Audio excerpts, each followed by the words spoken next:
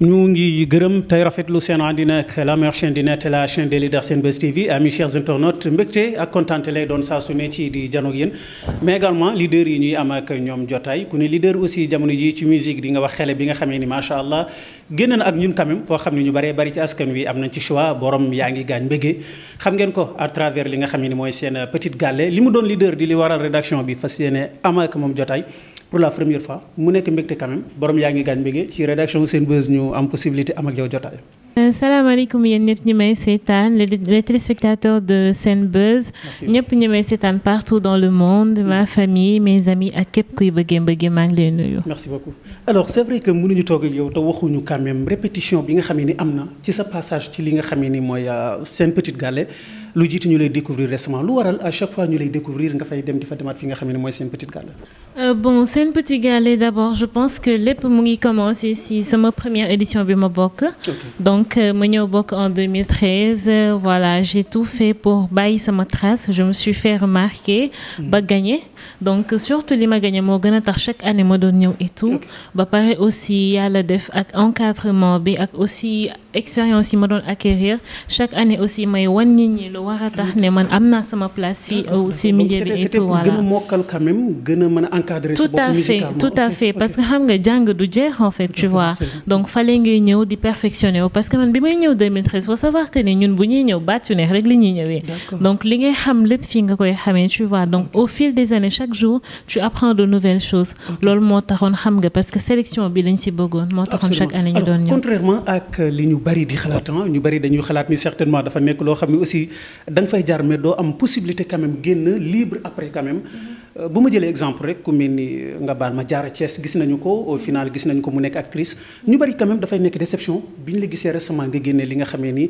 yaa ngi gaañ clip boobu ñu mën a wax ni aussi dafa mel ni jamono ji yaa ngi commencé sa carrière musicale ci li nga xamee ni mooy ci production yeeg yenn maison de produit. si tout à fait parce que projet bi sama single lañ ko intitulé donc parce que ñun dañu yàggoon seulement di ñu gis ci seen petit gàlle lépp c'était fait en groupe donc mujj gi tout le monde nous disait mais attends yéen kañ ngeen di commencé seen carrière solo et tout kañ ngeen di demal seen bopp seen morom ñu ngi avancé dugg na fi génn fii mais tout ça c'était pour préparer liggéey bi en fait li ñu doon togg ñoragul woon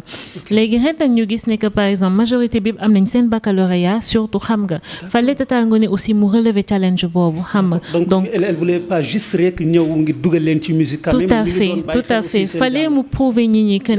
ne c'était vraiment possible di def seen petit gàlle ba pare di jàng et que yàqu si dara donc si la ñu profité ñu ñëpp bi ñu amee direct suñu baccalauréat et tout si lañ décidé lancer pour 8 all stars yi fi nekk ñu dem lancer seen carrière donc ainsi bi man dama ubbi mais xaar leen ñeneen tamit ñu ngi ñëw yeneen 7 autres all stars inchallah donc ñu bari doon yaakaar ni aussi retard la quand même c'est fait comme ni nga ko waxee 7 ou 8 ans quand même ñu lay découvrir à chaque fois ñu bari aussi ci askan wi ñu ngi doon xaar vraiment ki nga xam ne mooy mbégee ak li nga xam ne mooy carrière solo wala carrière am d'une manière générale ci musique mu lancé wu ci kon mën nañu wax ni c'est le moment looloo tax jamono ji ñu découvrir la ak li nga xam ne mooy yaa ngi gaañ tout à fait parce que xam nga ñun par exemple chance bi ñu am mooy que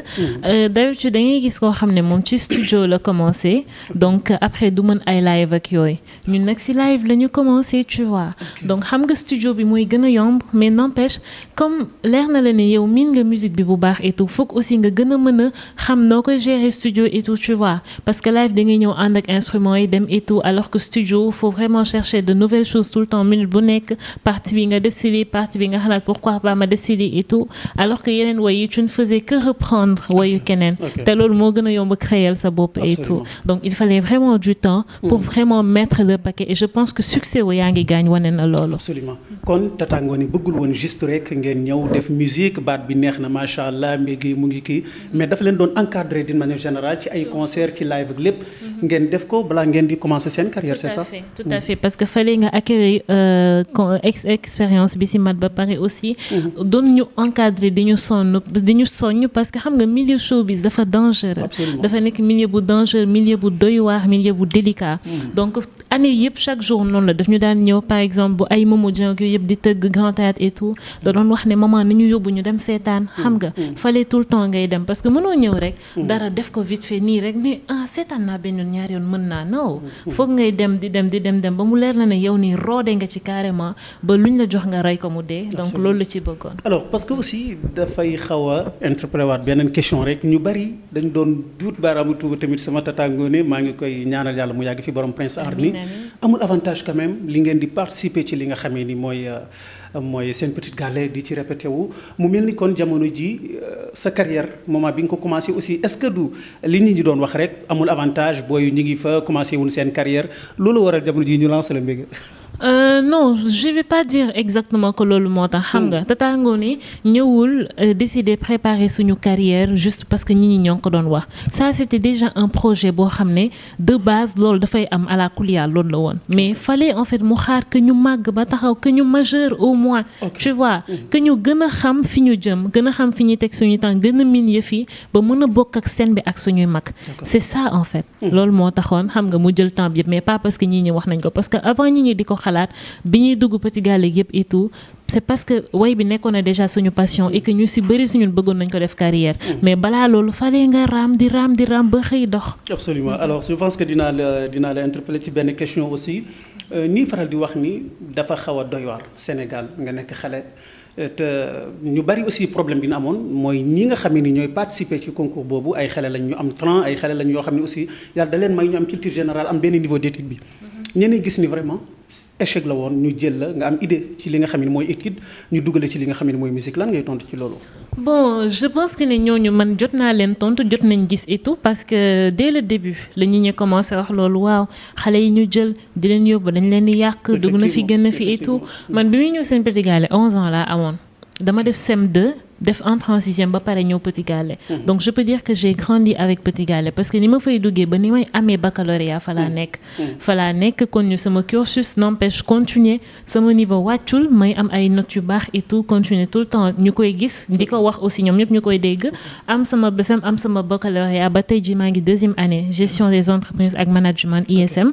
donc pour vous dire que ne affaire yi juste bëgg-bëgg la ak encadrement c'est juste ça te ñun am nañ chance ne Tata Ngoné musique ànd na ak nga diplômé nga baal ma mbéggee nga diplômé aussi di percer ci leneen lu bokkul ak musique aussi. si tout à fait parce que boo seetloo léegi artistes yi ñun suñu artistes Sénégal yu bëri nii et tout mënoon nañ gën a sori tu vois mais amaana peut-être am na si ñoo xam ne seen jàng jotul sori xam nga li ma la bëgg a wax mais léegi ak ni ñu tollee xam nga jamono léegi ku jàngul doo sori foog nga am benn niveau et tout tu vois un peu pour mën a yegg niveau international jàng bi en fait au contraire arme la. tu vois jusque ne yow yaay xam nuy doser affaire yi tu vois moment jàng su jotee nga jàng jox ko gëddëm ba mu mat moment foo musique épanouir bu jotee tamit nga jox ko gëddëm ba mu mat tu vois bañ a jël par exemple musique bi teg ko ci kanam parce que ñun Tata Ngoné loolu la ñu wax dafa ne étude et musique mais pas musique plus étude non moom nee na carrément jàng bi sax moo ko gënal nga mën way tu vois donc jàng bi arme la en fait pour bépp waykat bu fi nekk au moins parce que soo jàngul doo mën a communiquer suñu la invité France 24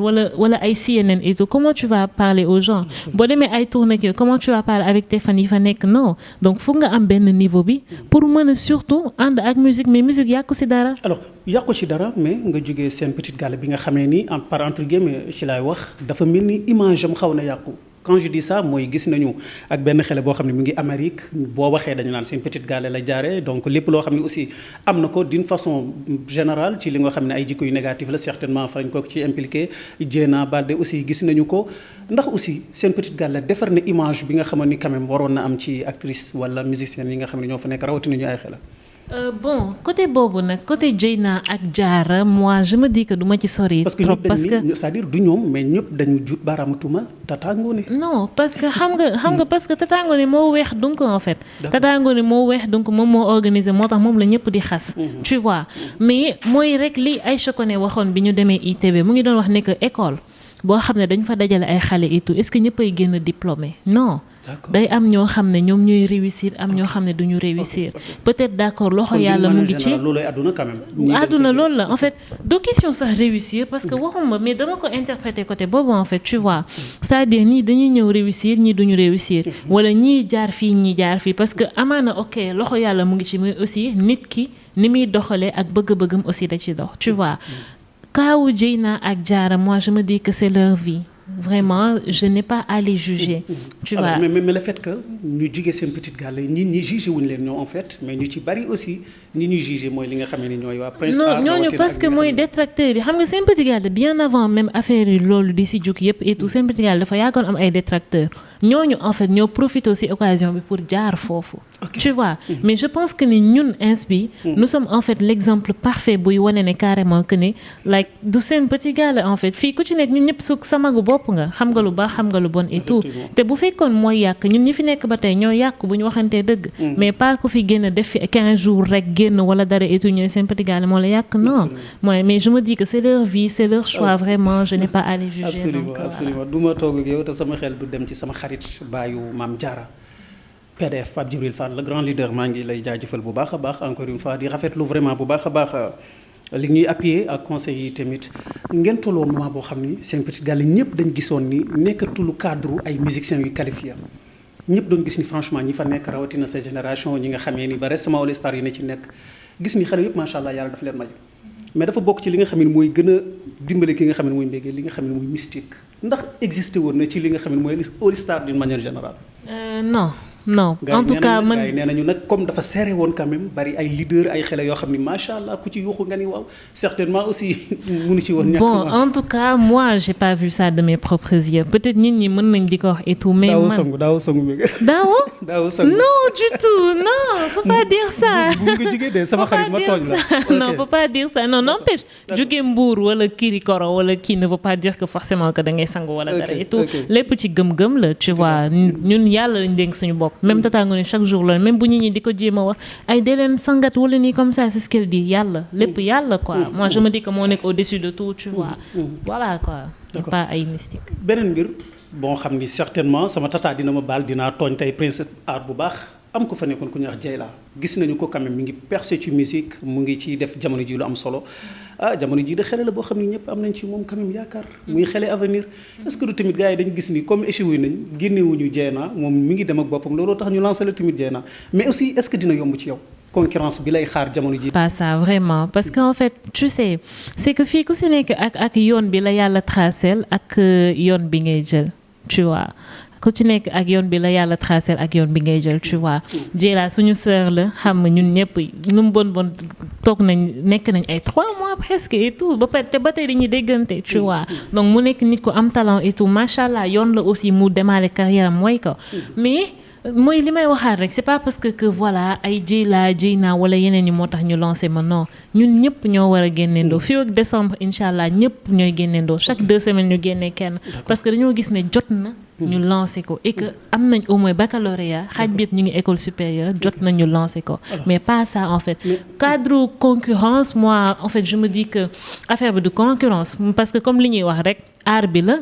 yaatu na ñëpp ci bokk juste que liggéey mooy fay rek et tout donc je me dis que ne ce qu'il y a c'est que essayer di liggéey tout le temps bañ a arrêté di perfectionner wu ba di gën a jox en fait public bi li ñu soxla ba mën a di nekk tout le temps numéro 1 incha allah. c'est vrai que bu ñuy wax musique ngeen nekk xale yàlla def tamit ngeen bokk moment boo xam ne yéen a yëngal tamit mën na bañ a yomb. dugg Dieyla rek certainement bari na ay xale yoo xam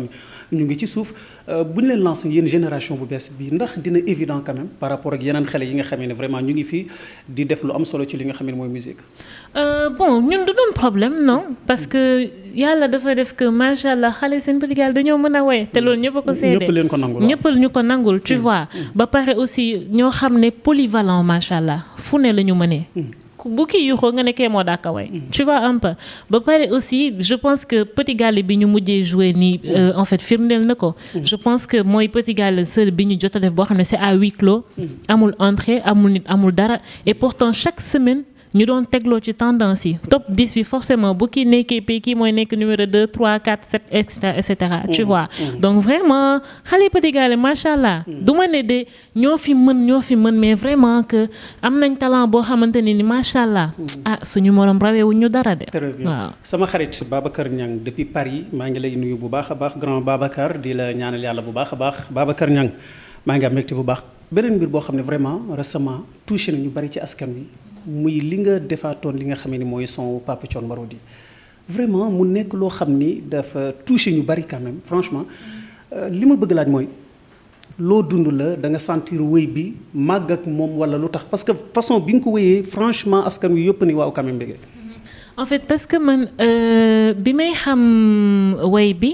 bon xam nga rek wayu Papa Thione tellement il a beaucoup chanté dafa way titre yu bëri donc xam nga da nga ciy am juste aperçu bu ndaw tu vois donc de base boobu bi ñuy ñëw si choix yi dañoo ñëwoon par exemple man bi may tànn beneen way laa tànnoon par la suite après si la Tata Ngoné gis ne que peut-être Marodi bi mooy dàkk wala si lay gën a mën a révélé wu mu jox ma Marodi bi tu vois donc bi ma ko ñëwee déglu ko ma déglu ko sama yaay xam ma déglu daal affaire fekk ne avant loolu temps mi doog a décédé juste dama toog di déglu Abba mu teg way bi teg partie bi nga xam ne fa lay def ñaanu kiiraay bi alxuraan bi ñu bari sax xam naa di nga ci ñëw man ñenn ñu ngi naan béggee dafa jàng alxuraan xanaa tellement que interprétation bi jàng naa arab jàng peut-être soriwuma ci sori yu métti yooyu mais dem naa ba jeexal amayata di waaj a jàng téere xat sa meew et tout tu vois mais même bu dul loolu sax ba pare je tenais vraiment pour réussir loolu vraiment man bi ma dégloo way bi parce que moom laa lay wax ne que dama déglu si Abba mu teg way bu partie boobu affaire bi touché ma ba ni ma Tata Ngoné joxe way bi ma avancé boobu ma ne kon way bi ma doon dégg moo nekk nii sama yaay dafa wax ba sonn nag moment boobu parce que dafa tiitoon quoi elle me dit alxuraan bi ak nii mbaa ñi duñu wax dugg na fi gën na fi et tout je lui dis maman lii dinaa ko def xam nga ma ne ko gëm ko rek incha allah lii gëm naa ne man mën naa ko donc xam nga j'ai vraiment mis tout sama lépp xam nga ma déglu affaire déglu li mu wax bind ko araf par araf xam nga ba mu nekk 8 ma jàng lépp mokkal ko ñëw woy ko macha allah. kon le temps ngay lancé wu wala ngay interpréter li nga xam ne mooy son bi aussi jàngaat nga ko parole yi nga xam ne ni moom la wax ci xam nga ñun way yi ñëpp noonu la Petit Gall yëpp dañ lay jox way nga jël ko nga jàng ko tu vois ñun par exemple soo ñëwee dañ la daan jox way bi lundi nga jàng ko diggante lundi ak mardi def répétition 3 jours après nga dem kii donc xam nga comme ci loolu la ñu yaree même chose way bi dañ ma ko jox ma bind ko partie olof moom yomb na mais alxuraan bi juste pour ragal et tout xam nga c'est délicat dama ko bind tu vois ñëw bu amee araf yoo xam ne dama ko xaw a damm bu ñëwee par exemple élage bi nga xam ne mooy nekk ak ñun technicien ñëw par exemple ne ma kaay ne ma araf bi da nga ko xaw a damm et tout ne ma lii ak lii la ma bindaat ko jàngaat ko doon daw sax wax alxuraan d'une façon boo xam ne xëy na gis nga ni rafetul moo tax nga sonn ci tout à fait dama ci sonnoon ba pare xamoon naa ne que vraiment partie la boo xam ne macha allah ba pare aussi ñaan bu diis la ñaanu kiiraay bu diis la donc moo tax waa Prince Art dinañ ma ko may nga may ñu si tuuti rek mbokki leader yi nga xam ne ñoo ñuy bàyyi xel sama tata Astou Sare la Linguère depuis America tata merci beaucoup maa ngi lay ñaanal nga yàgg fi te wér bala ñoo avancé sama xarit waa Prince Art dinañ ma ko may da nga may tuuti rek vraiment parce que dafa touché ñu bari quand même ñu bari aussi gis ni c'est rare façon macha allah bi nga doon waxee alquran xale bu jàngul alquran d'une manière générale wala kuy def musique waxee ko ni nga xam ne moom nga ko waxee képp parole yi rek ci une minute s'il vous plaît kul yàlla umma malikul mulki tutil mulki man tashaw wa tanziyabul mulkal mi man tashaw wa ta'izu man tashaw bi yadikal khayri innaka ala kulli shay'in qadir تولج الليل في النهار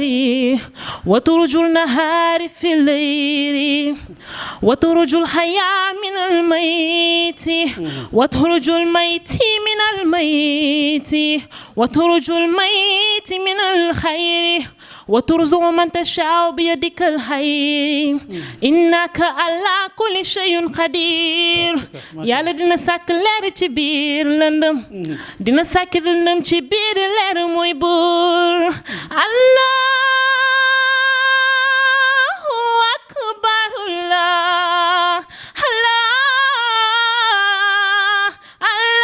Allahu akbar. Super alors je pense que xale la boo xam ni musique am na ci moom yaakaar macha allah Sénégal am ci moom yaakaar ñu lay ñaanal yàlla baat bi gën a wér vraiment projet yi mais dina waxtaan ak yow alors dañ lay encadrer jamono ji ak Prince Art album lañ mën a xaar wala juste rek jamono ji fi nga tolloogum ak ñoom mooy li nga xam ne mooy clip bu yaa ngi may gaañ beneen bi tamit mbëggee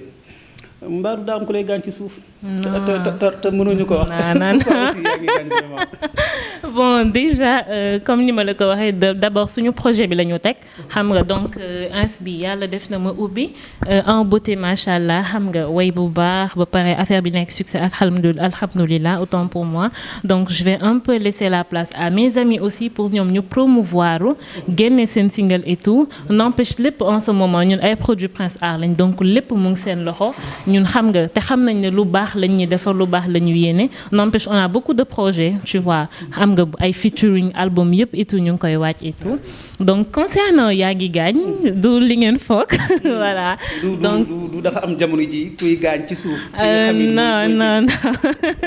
bon en fait yaa ngi gaañ c'était juste pour être en rapport ak texte way bi tu vois affaire jigéen defar sa bopp forum bu ñu ne waaw show bi macha allah et tout c'est ça en fait moo tax ñu def yaa ngi gaañ voilà mais du li ngeen foog ñu ngi gaañ. ñu ngi gaañ ñoom El Hadj Kébé borom Sénégal Buzz 221 maa ngi koy jaajëfal bu baax a baax. fi may jeexale ak yow xam nga ni baaxoo nañu léegi ci musique quand même muy am chantage mu am aussi li nga xam ni mooy autant pour moi li nga xam ni mooy concurrence ak yooyu wax nañu jamono ji Siri Diop El Hadj Keita ndax loolu déjà formé nañ leen ba nga xam ne bu ngeen fa tolloo aussi dina yomb ci yéen pour ngeen évoluer. waaw ñun wax nañ fi Wally Pape Diouf tey ñu ne Siri kii El Hadj Keita suba ñu ne jamono ji ñu naan Dieyla ak Mbégué loolu gars yi di wax. bon loolu ñi la rek xam nga parce que c'est tout le temps comme ça affaire concurrence moom buy am. d'habitude artistes yi ñun suñu biir. du ñuy am problème mais fan si ñooy commencer xam nga créer concurrence comme ni ngay wax ni et tout xam nga ñëw fii Mbégué Dieyla nii diw xam nga mooy loolu en fait nit ñi ñooy wax yooyu mais entre d'habitude les artistes ñoom du ñu am problème yooyu tu vois donc ñun macha allah rek entre nous rek c'est vraiment de la magie suñu diggante comme lem ñun ñëpp te yàlla def na ko parce que presque ay ñoom Dieyla équipe ñun ñëpp ñoo màggandoo soxu bébé bokk nañ sekk nañ jàmm et tout donc tout se passe très très très bien et tout macha allah xam nga mais vraiment ñun xam nga suñu maison de production moom comme dañoo professionnel et tout macha allah ñoom ils font tout ba du ñu confronter ci genre problème yooyu vraiment. voilà alors fi ñuy jeexalee nag cri du cœur la quand même dañuy xool da ngay xool caméra bi rek nga wax ma ci sa dund ndax mës nga dund loo xam ne vraiment métti na la terewul ngay percer quand même ba yegg si fi nga yegg si. bon fii moom ku fi nekk ku nekk kuy dund da ngay am jour yu la neex. foog nga wax ak xale yi nag xam nga femme si ñii ñi ngi bëgg a def stylisme ñii ñi ay tailleur la ñii ñi ngi def formation coono yu bari ñii di gaaw a démissionner foog nga yëkkati sa kàddu quand même encourager leen te ci lii rek nga mën a jaar tamit sama xarit. bon mais comme li ma wax rek xam nga rek àdduna bi moom loolu la vie elle n'est faite que de haut et de bas. donc ku si nekk tey da ngay am ay jours yu neex des fois aussi nga am ay jours yu nakari c'est pas évident mais n'empêche comme ni ñuy wax rek bañ a baisser les bras si dara parce que man tey bu ma demee ba egsi fii c'est parce que dama gëm li may def tu vois damay gëm li ma def et pourtant dëgg la bëgg nañ ko mais du ñëpp a ko bëgg des fois da ngay gis yenn commentaires yoo xam ne da lay metti des fois da ngay gis ñii di la xas ñii di la wax naan la mënoo dara wala dara et tout mais doo leen déglu tu vois en plus bu demee bu fekkee da nga dem ba am ay porte-parole ñoo xam ne da ngay gis ñoom ñoo lay xuloo ñoo lay kaasa soxla ngay wax mais n'empêche daf ñuy metti mi dañ koy gëm tey su ma demee ba ñëw génne way mu neex ñëpp et tout macha allah lii la parce que dama ko gëm den wax yéen ñëpp aussi noonu la ba pare talent bi mu ngi fi ok mais surtout professionnel gëm li ngay def bëgg ko ba pare di topp ci ndigalu ñi la jiitu surtout loolu boo ko defee doo mës a réer. très bien muy borom ki nga xam ne Mbégué borom clip bu neex bii nga xam ni jamono ji macha allah borom yaa ngi gaañ moom la rédaction Senbuzz doon am mbégte ci am ak moom jotaay xam ngeen ni clip bu am solo moom la liggéey jamono ji ànd ci ak waa Prince Art xanaa di la ñaanal rek mais aussi di wax lan ngay wax fans yi ak jamono ji clip bi nga xam ne ni fa tabarakallahu macha allah xaaral ma jël oustaz Seyda Aliou Sall ba xam lan ngay wax ci clip boobu. bon juste di leen wax ne leen que macha allah maa ngi fi maa ngi leen di gërëm avant tout yéen ñëpp parce que tey su ma demee ba en moins de 48 heures nekk tendance numéro 1 bëri ay vues et tout ça c'est grâce à vous parce que yéen a ngi partagé yéen a ngi vu yéen a ngi def lépp macha allah di ma dooleel di commenter yëpp et tout te mënoon na leen te bañ a fekk jàpp ba tey bàyyiwu leen di leen remercier di leen wax que ne voilà man maa ngi nii ci leen neex rek laay dox je suis ouvert à vos suggestions et tout macha allah et tout maa ngi lire seeni commentaires maa ngi gis lépp li ngeen may wax li ngeen may notifier et tout te maa ngi ci bàyyi xel di remercier ñëpp remercier di sant yàlla avant tout d'abord di remercier sama papa sama yaay sama famille ñëpp samay xarit waa Tim Mbégué waa Mbour waa Ndar waa Tëngéej waa Thiès waa Dakar bàyyi ma kenn sama mbokk yëpp fu ñu nekk partenaires yi nga xam ne ñoo jàpp sama clip bi ñëpp complexe Sophia Awa Espace Beauté Eben Prod Kiné Ndour Design ñëpp tout le personnel de Prince Art sama mbokk All Star yi tamit jàpp nañ si bu baax partagé partout ñoom ñëpp Aïcha connaît tout le monde merci vraiment kontaan naa di leen remercier yéen waa Senbuzz. merci beaucoup Senbuzz di la remercier aussi franchement ci disponibilité bi di la encourager aussi quand même di la wax rek noonu la yàlla na Sénégal jëriñoo na ci musique ñu ngi lay encouragé quand même bu baax a baax vraiment macha allah fi nga teg sa tànk noonu la ak waa Presse Art moom lay liggéeyal jamono ji ki nga xam ne mooy mbëggee borom Mbour moom la rédaction Senbuzz doon na am ak jotaay du ñu jeexal te gërëmuñu waa Senbuzz family Maguette Gueye depuis Touba Ndamatu ñu ngi am mbégte ci àndin bi di joxe dig daje ci lu yàggu dara sur la chaîne des leaders fii amaanillah